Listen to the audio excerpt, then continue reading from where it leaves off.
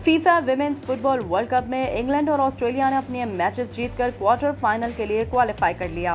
England ने Nigeria को सनसनीखेज मुकाबले के बाद पेनल्टी शूटआउट पर 2-4 और ऑस्ट्रेलिया ने डेनमार्क को 0 के मुकाबले में 2 गोल से शिकस्त दी।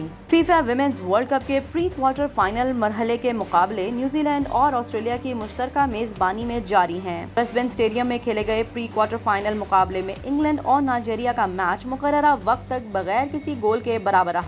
यूरोपियन चैंपियन इंग्लैंड ने मैच में नाइजीरियन टीम के दिफा को मुतअद्दिद बार तोड़ने की कोशिश की, लेकिन दिफा खिलाड़ियों और गोलकीपर के शानदार खेल की बदौलत कोई गोल स्कोर ना कर सकी। इसके बाद पेनल्टी शूटआउट पर भी इंग्लैंड को सख्त मुज़ाहमत का सामना करना पड़ा, लेकिन आखिरी मरहले पर किस्मत ने इनका साथ दिया और वो नाइजीरिया को 2 के मुकाबले में 4 गोल से शिकस्त देकर क्वार्टर फाइनल मरहले के लिए क्वालिफाई करने में कामयाब रहे। दिफाई चैंपियन अमेरिका, ब्राजील और जर्मनी जैसी बड़ी टीमों के टूर्नामेंट से आउट होने के बाद इंग्लिश टीम को टूर्नामेंट जीतने के लिए फेवरेट करार दिया जा रहा है। दूसरी जानिब मेजबान ऑस्ट्रेलिया ने डेनमार्क को 2-0 से जेर करके क्वार्टर फाइनल तक रसाई हासिल की।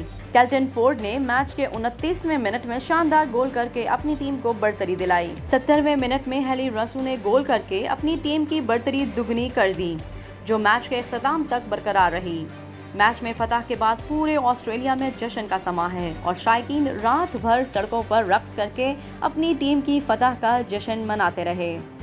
ऑस्ट्रेलिया का क्वार्टर फाइनल में हफ्ता को फ्रांस या मराकश में से किसी एक के साथ मुकाबला होगा, जबकि इंग्लैंड का सुपर 8 मरहले में मुकाबला कोलंबिया या जमैका में से किसी एक के साथ हफ्ता को होगा।